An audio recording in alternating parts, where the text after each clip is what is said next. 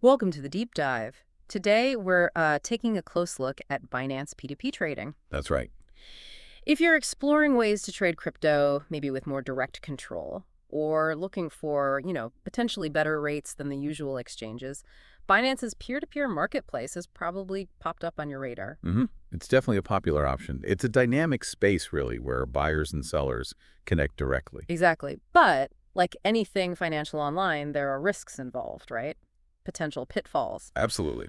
So our mission today, it's pretty straightforward, but honestly vital.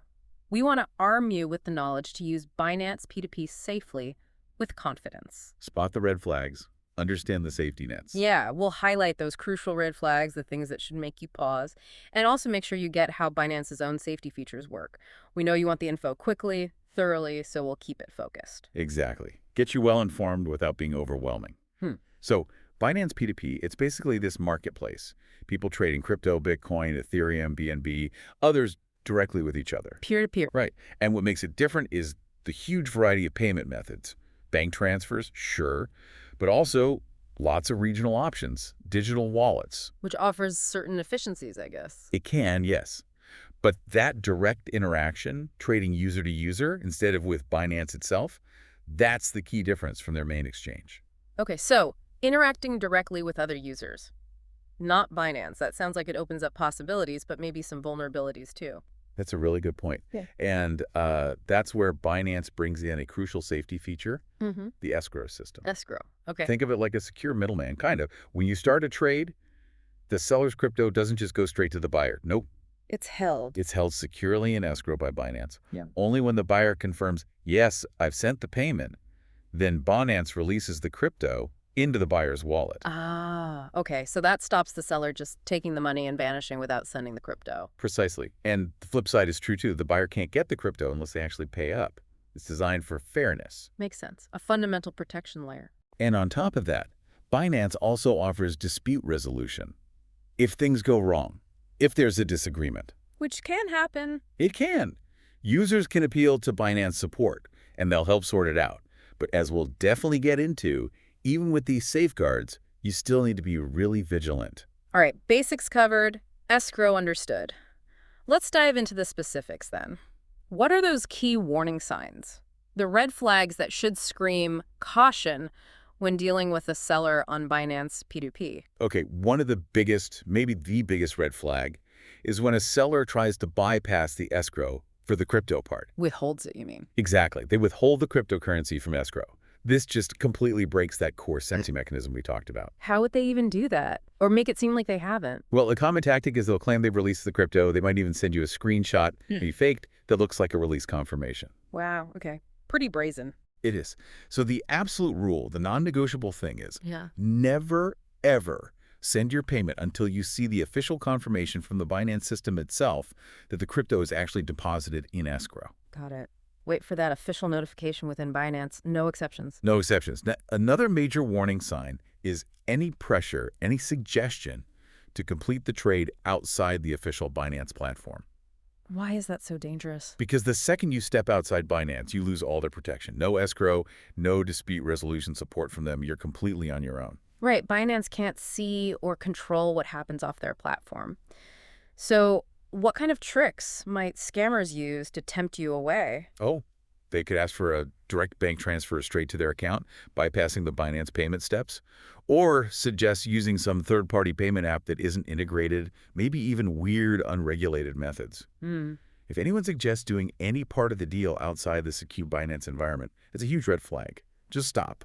Always keep everything within the platform. Okay, clear enough. Stay inside the walled garden, so to speak. What's another one to watch out for? Be really, really wary of deals that just seem too good to be true. You know, those prices that are way, way lower than what everyone else is offering. Ah, the lure of the bargain. Exactly. Scammers know people love a good deal. Greed is a powerful motivator. They dangle this amazing price to hook you in. I can definitely see the appeal. So what's the catch usually? What's the scam? Typically, you send the payment because the price is fantastic, Yeah. right?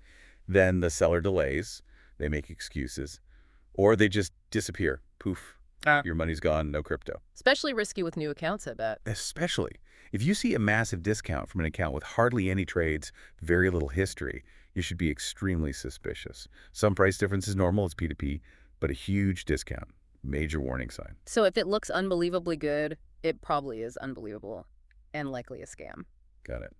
What about the payment methods themselves? Any red flags there? Absolutely. Pay close attention to how the seller wants to be paid. If they're pushing for something unusual, hard to trace, maybe not even officially supported on Binance, that's suspicious. Like what, for example? Things like gift cards are a classic. Or maybe some obscure online payment service nobody's heard of, with little regulation. These methods often offer less protection, less recourse if things go south, compared to, say, a standard bank transfer through the proper channels. Okay, so sticking to the well-known integrated payment options listed on Binance is just safer overall. Much safer, yes. Another really crucial thing is the seller's reputation, their track record on the platform. Right, like checking reviews before you buy something online. Makes sense. Exactly the same principle. Legitimate sellers usually build up a history, successful trades, positive feedback from buyers. And scammers often use fresh accounts. Very often. New accounts mean no bad history to warn you off. So before you even think about trading, take a minute. Look at their profile. Check their feedback score, their ratings, number of trades, completion rate. Do your homework on the seller. Do your homework. Now, it's not a 100% guarantee, right? Even established sellers could theoretically turn bad. But a total lack of history, or worse, negative feedback, that should definitely give you pause. Okay, check the track record. What about their behavior, how they Yeah. communicate? Any clues there? Oh, definitely. Communication style can tell you a lot. Watch out for unprofessional language or someone being really aggressive or pushy. High pressure tactics. Exactly. Scammers often try to rush you, make you feel like you have to decide right now before you can think properly or check things out. They might get defensive if you ask questions or avoid giving straight answers. Trying to create urgency, maybe make you feel a bit intimidated, so you just comply. That's the goal. If a seller feels pushy, if their answers are dodgy or unclear, or if the conversation just feels off, uncomfortable, trust your gut. It's probably best to just walk away. Find another seller. Good advice. Trust your instincts. What about requests for information? Big one. Be super wary if they ask for personal info that isn't strictly needed for the payment process within Binance. What kind of unnecessary info might they ask for? Things like your full bank account details beyond what's needed for the specific payment method. Definitely never your crypto wallet, private keys. Never share those with anyone, ever. Never, ever. Or maybe weird stuff like links to your social media profiles. There's no reason they'd need that. Stick to sharing only what's necessary through Binance's secure payment flow. Anything extra is a major red flag. Okay. And finally, any other behavioral tells? Yeah, one more. Delayed or really inconsistent communication. How is being slow to apply a sign of a scam? Seems counterintuitive, maybe. Well, sometimes scammers drag things out deliberately. It might buy them time to set up other scams or maybe manipulate the situation if something's going wrong for them. Legitimate P2P trading usually relies on reasonably prompt, clear communication. Right? Yeah, you want things to move smoothly. Exactly. So if someone's constantly slow, their updates are all over the place, or they're just hard to understand, that's another reason to be cautious. So good communication is a positive sign. Bad or slow communication, potential trouble. Got it. This list of red flags is super helpful, really practical stuff. Now let's maybe dig into the why, the psychology behind it. Why do people fall for these scams even when they know some risks exist? Yeah, this is so important to understand. Scammers are often, well, masters of manipulation. They play on basic human emotions. Greed, fear, that sense of urgency we mentioned. Things that are pretty relevant in crypto, right? The desire for quick gains, the fear of missing out, FOMO. Exactly. That's fertile ground. So how do they leverage greed and FOMO? Well, those super low prices we talked about, that taps directly into greed, the hope for a big score. Makes sense. And then they create scarcity. Limited time offer, price going up soon, exclusive deal just for you. That creates FOMO, the fear of missing out. It pushes you to act fast, maybe too fast, without thinking it through properly. So they trigger that must-act now impulse. Right. It leverages a psychological thing called loss aversion. People are often more motivated by the fear of losing a potential gain than by rationally assessing the risk involved. That urgency overrides the caution. Yeah. Okay, what about trust? How do they build and then exploit trust? Trust manipulation. It can be subtle. A scammer might start out being incredibly friendly, helpful, responsive. Rapport. Exactly. They answer your first few questions quickly, politely. They seem like a totally legitimate, trustworthy trader. This builds a false sense of security, lowers your guard. Making you more likely to believe them later when they try the actual scammy part. Precisely. It's like softening you up first. And we already touched on pressure tactics, but let's look at the psychology there again. Yeah. Claiming the deal is vanishingly short-term or the price is about to skyrocket. These things create anxiety, pressure. The psychological aim is to rush you, overwhelm your rational thought process. Stop you from doing due diligence. Right. Prevent you from taking a breath, thinking critically, checking their reputation, whatever it might be. The key defense here is just awareness. Recognize these pressure tactics for what they are. Stay calm, stay rational, don't let anyone rush you. Understanding these psychological tricks really shows why even smart people can get caught out. These tactics bypass rational thought sometimes. Okay, so let's say, despite all the caution, someone does get scammed on Binance P2P. It happens. What's the process? What about dispute resolution? Right, it's a really important backstop because, yeah, even careful people can run into problems. Binance does have a system. If you're in a dispute, say, you paid but didn't get the crypto or something else went wrong, the first step is to initiate that dispute right there on the Binance platform. Through their support system. Yes, contact Binance support, explain clearly what happened, provide the details. And then what? What does Binance do? They'll look at the evidence from both sides. You, the buyer, and the seller. This means screenshots are vital, payment confirmations, chat logs within Binance, transaction records, Yeah. everything. Document everything. Everything. If you and the seller can't agree, Binance steps in to mediate. They review all the evidence and make a judgment. Based on their findings, they might issue a refund, release the crypto if it was unfairly held, or maybe penalize the seller if fraud is clear. It sounds like a useful process, but what if it doesn't work out? What if Binance rules against you, even if you think you were scammed? Right. What then? That's a tough situation, obviously. But even if you lose the formal dispute, it's still really important to report the whole incident to Binance's security team separately. Why? If the dispute is closed. Because it helps Binance track patterns. They might see this scammer is targeting multiple people. It helps protect the wider community, even if it doesn't recover your funds in that instance. And again, it highlights why keeping meticulous records of everything, every message, every transaction ID is so crucial. That documentation might be useful later, maybe even if you pursue things outside Binance. Right. So reporting helps the ecosystem, even if your own case didn't succeed. Good point. Okay, looking forward then.